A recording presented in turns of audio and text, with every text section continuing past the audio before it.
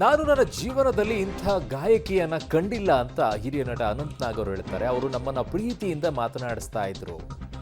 ಈ ಥರ ನೋಡಕ್ ಸಾಧ್ಯನೇ ಇಲ್ಲ. ಎಸ್ ಜಾನಕಿ ಅವರ ಜೊತೆಗಿನ ಒಡನಾಟವನ್ನ ಮೆಲುಕು ಹಾಕಿದ್ದಾರೆ ಹಿರಿಯ ನಟ ಅನಂತ್ ನಾಗ್ ಅವರು.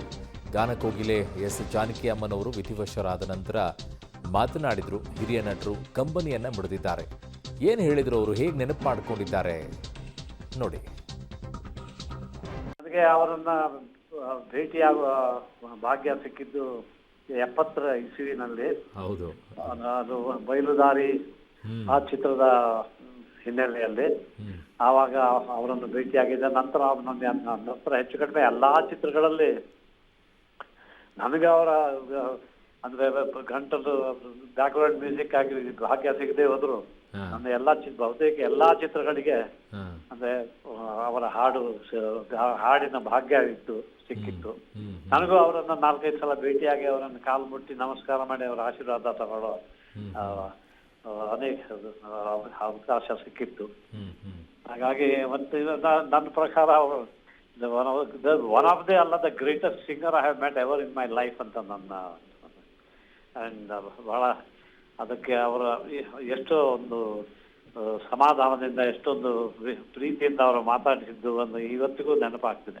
ಅವ್ರಿಗೆ ನಾನು ಹೇಳ್ತಿದ್ದೆ ಅವ್ರಿಗೆಲ್ಲ ಯಾವ್ಯಾವ ಹಾಡುಗಳು ನನ್ನ ಇಷ್ಟ ಅಂತ ಎಲ್ಲ ಹೇಳ್ತಿದ್ದೆ.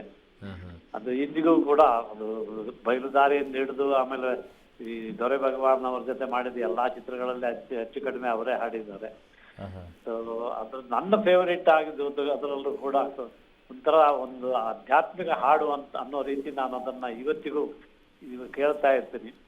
ಅದು ಯಾವ್ದಂದ್ರೆ ಗೀತಪ್ರಿಯರು ಬರೆದ ಹೊಂಬಿಸಲು ಚಿತ್ರದ ಅದನ್ನ ವಿಷ್ಣು ಮತ್ತು ಆರತಿಯವರು ಸ್ಕ್ರೀನ್ ಮೇಲೆ ಹಾಡಿದ್ದು.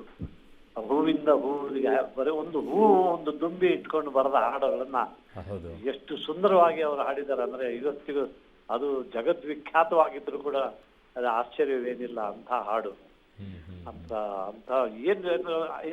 ಅಂತ ಒಂದು ಹಾಡುಗಾರ್ತಿ ಇಲ್ಲವೇ ಇಲ್ಲ ಅನ್ನೋದು ನನ್ನ ಒಂದು ಅನಿಸಿಕೆ.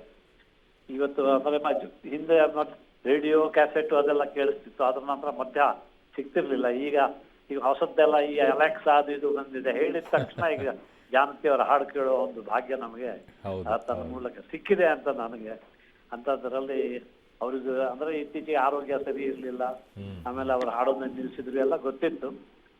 ಆದ್ರೆ ಇಂದಲ್ಲ ನಾಳೆ ಅನಿವಾರ್ಯ ಈ ದಿವಸ ಬರ್ತದೆ ಅಂತಾನು ನಾನು ಬಹಳ ಭಯದಿಂದ ಬಹಳ ಆತಂಕದಿಂದ ಎದುರು ನೋಡ್ತೀವಿ. ಇವತ್ತು ಅದು ಆಗೋಗಿದೆ. ಬಹಳ ಮನಸ್ಸಿಗೆ ಬೇಸರ ಆಗ್ತದೆ. ಆದ್ರೆ ಅವರಿಗೆ ತಮ್ಮ ಮೂಲಕ ತಮ್ಮ ಚಾನೆಲ್ ಮೂಲಕ ನನ್ನ ಹಾರ್ದಿಕ ಪ್ರೀತಿಯ ಬಹಳ ಗೌರವಾನ್ವಿತ ನಮನಗಳನ್ನು ಸಲ್ಲಿಸೋಕೆ ಅವಕಾಶ ಕೊಟ್ಟಿದ್ದಕ್ಕೆ ನಿಮ್ಗೆ ಧನ್ಯವಾದಗಳು ಸರ್. ಬಟ್ ಅವ್ರ ಜೊತೆಗಿರುವಂಥ ಇಲ್ಲ ಕೊನೆಯದಾಗಿ ಯಾವಾಗ ಭೇಟಿ ಆಗಿದ್ರಿ? ಅವ್ರ ಜೊತೆಗಿರುವಂಥ ಒಂದು ನೆನಪು ನಿಮ್ಮನ್ನ ಏನಂತ ಕರೀತಾ ಇದ್ರು ಜಾನಕಿನಮ್ಮರವರು? ಏನು ಕರೀತಾ ಇರ್ಲಿಲ್ಲ. ಅಯ್ಯೋ ನಾನು ಅವ್ರಿಗೆ ಬಂದು ಕಂಡು ಕೂಡಲೇ ಬಂದು ನಮಸ್ಕಾರ ಅಂತ ಹೇಳಿ ಕಾಲು ಮುಟ್ಟು ಅಯ್ಯೋ ಬೇಡ ಬೇಡ ಬೇಡ ಅಂತ ಹೇಳ್ಕೊಂಡು ಹಿಡಿದು ಬಿಡೋರು. ಅವ್ರನ್ನ ಏನಂತ ಕರೆಯೋದು?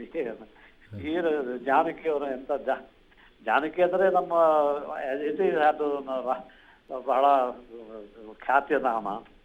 ಅದರಲ್ಲೂ ದೇವರ ನಾಮ ಅದು. ಅಂತದ್ರಲ್ಲ ಅವ್ರನ್ನ ಅದನ್ನ ಹೇಳೋಕು ಅಂದ್ರೆ ಅವ್ರ ಮುಂದೆ ಹಿಂದೆ ಹೇಳ್ಬೋದು, ಅವ್ರ ಮುಂದೆ ಹೇಳೋಕು ಕೂಡ ಒಂಥರ ಸಂಕೋಚ. ಅಂತದ್ರಲ್ಲಿ ಅವ್ರನ್ನ ನೋಡಿದ್ ಕೂಡ ನಮಸ್ಕಾರ ಮಾಡಿ ಕಾಲು ಮುಟ್ಟೋದು ನೋಡೋದು ಅಷ್ಟೇ. ನನಗೆ ಅವರನ್ನ